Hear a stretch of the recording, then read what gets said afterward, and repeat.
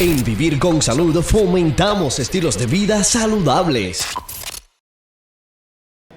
Ya estamos aquí en Vivir con Salud. Sabemos, ¿verdad?, que muchas veces no solo es la contaminación ambiental, sino también los cambios que tenemos en el clima que puede producir en aquellas personas que tienen ya ciertas condiciones de las vías respiratorias que las mismas se exacerben. Me acompaña el doctor Orville Martínez Rivera, de Medicina General. ¿Cómo estás, Orville? Muy bien, gracias, Luz, por la invitación. Ay, qué bueno tenerte. Estuvimos esta Gracias, semana gracias. juntitas y ahora otra vez nos Sí. vemos. Vamos a hablar de sinusitis. ¿Qué es la sinusitis? Mira, la sinusitis es una inflamación en los sinus que tenemos en nuestra cara. Son Pero unos senitos frontales que tenemos, son ¿verdad? unos huequitos. Voy a hablarle un poco de la anatomía porque esos huequitos son bien importantes.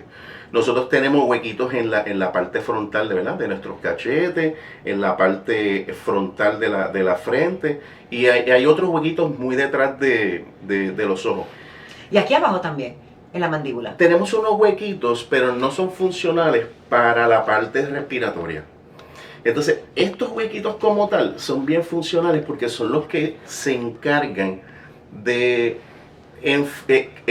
humidificar el aire que entra por nuestras vías para que llegue al pulmón humidificado y menos frío. Así que básicamente son bien importantes estos huequitos. Al estar inflamados, entonces se llaman, ¿verdad?, un sinusitis, itis de inflamación. Y entonces eso es lo que produce. ¿Qué produce? O sea, cuando tenemos esa inflamación, ¿qué síntomas sienten los pacientes? Pues mira, para hablar, ¿verdad?, estos senos producen alrededor de 1 litro diario de moco. No puedo creerlo. ¡Wow! Que se va por la parte posterior y nosotros mismos lo ingerimos, o sea, lo vamos tragando. Ahora, el 90% de los casos de sinusitis siempre son virales, ¿okay? No son infecciones bacterianas. Las infecciones bacterianas en la sinusitis siempre son secundarias, y es más, no siempre son la mayoría de los casos son secundarias.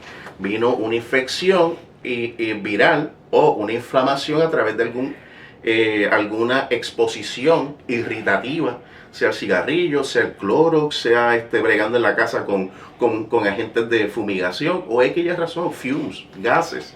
El O polvo del Sahara, que vino de tiempo en estos días. Alérgicos, o sea, todo eso, pero el 90% son virales. Ocasionan una inflamación dentro de esos huequitos que están cubiertos con una mucosa, y esa mucosa en esa cavidad empieza a secretar el moco, pero hay una parte donde ellos drenan que se llama el ostium, y ese ostium por inflamación disminuye de tamaño, o ese moco se empieza a consolidar y meta roto. Entonces no hay un drenaje apropiado para ese moco y ocasiona los síntomas de la sinusitis. Que serían entonces, ¿cuáles serían esos síntomas? Que la gente a veces dice, no puedo, o sea, respirar, me duele la frente, que muchas veces se puede confundir inclusive con un ataque de dolor de cabeza migrañoso. Sí, con una migraña. Es más, muchos de los casos de migraña hoy día son malinterpretados y son casos de sinusitis. ¿Okay? Muchas veces el tema de la sinusitis es un tema un poco más complicado porque se le debe considerar como una rinosinusitis. ¿Qué quiero decir? Que la parte de nuestra nariz también está involucrada al mismo tiempo que se involucran los senos de nuestra cara. Ahora, los síntomas más comunes siempre va a haber descarga nasal, va a haber dolor facial, puede haber dolor en las muelas, puede haber hasta en la mandíbula. Hasta en la mandíbula. Puede haber dolor como si fuera una migraña, dolor en la cabeza. En casos muy raros en los adultos, porque mayormente en los niños puede ocasionar fiebre, pero en casos muy raros puede haber fiebre, pero básicamente ya tenemos que empezar a pensar que ese low grade fever pudiera estar involucrado con una infección secundaria de una bacteria. Para entonces tratar al paciente con antibióticos, porque lo que quiero decir es que la mayoría de las sinusitis, que es uno de los síntomas más comunes en una consulta médica, son virales y no necesitan antibióticos. O sea que según llegan, se van. Pero la humedad, días así muy húmedo, y lo que hay afuera puede afectar si tenemos sinusitis. Bueno, la humedad puede ocasionar la molestia, pero provocarla como factor incidente para que lo convierta en sinusitis No. es más común el aire seco.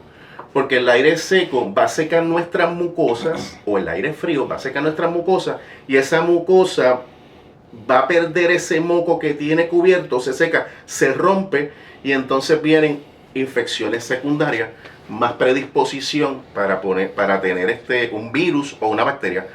Y si hablamos más en los casos de influenza, en los tiempos influenza y el COVID, en los tiempos fríos, en países que las temperaturas son bajas, usualmente ese aire frío rompe la mucosa y el paciente tiende a tener más predisposición a infectarse con un virus o con una bacteria.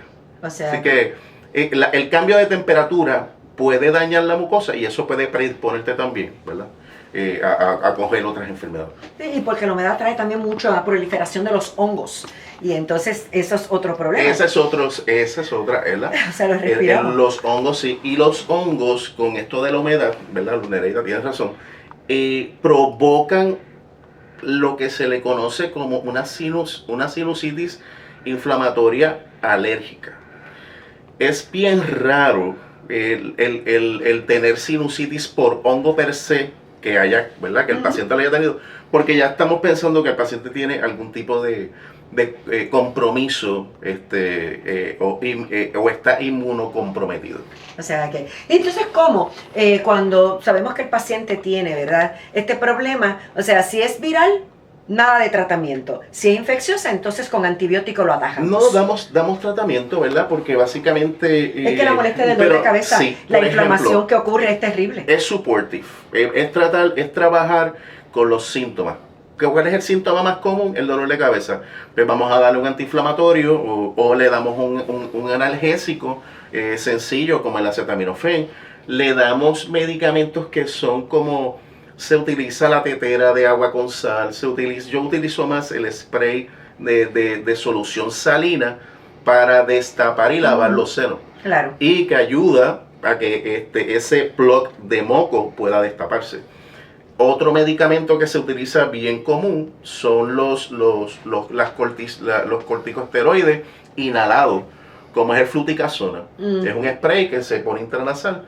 Y para limitar el moco, para que el moco siga produciéndose en menos cantidad, pues le damos medicamentos que son como son los antihistamínicos o medicamentos que reducen la cantidad de moco en los senos. Es que hay personas que lamentablemente tienen esto en varias ocasiones del año, ¿verdad? Y a veces, pues esto a veces se tiene que trabajar, ¿verdad? Como cualquier quizás otra condición de la vía respiratoria, dándole, ¿verdad?, medicamentos de mantenimiento para evitar esas exacerbaciones, ¿no? Sí, sí. Son tan y tan comunes las rhinosinusitis que nos puede dar de 3 a 5 veces al año. Exactamente. O sea, y puede es dar así en de cualquier común. edad, podemos ver esto en cualquier edad. Desde los niños hasta los adultos, o sea, no hay diferencia entre hombre y mujer, básicamente en cualquier edad. Y pues básicamente si hay una razón en donde se está provocando consecutivamente en cierta edad, hay que evaluar otras patologías. Claro, o sea, entonces ya eso iríamos a otro tipo, ¿verdad?, de examen para conocer qué puede estarlo produciendo. Me voy a quedar con el doctor Luis Martínez para nuestro próximo segmento. Vamos a estar hablando de otra condición, así que usted, mire, manténgase ahí, que regresamos con más en breve. Cuando de tu salud se trata, escoge lo mejor. Vivir con salud. Con la periodista Luz Nereida Vélez.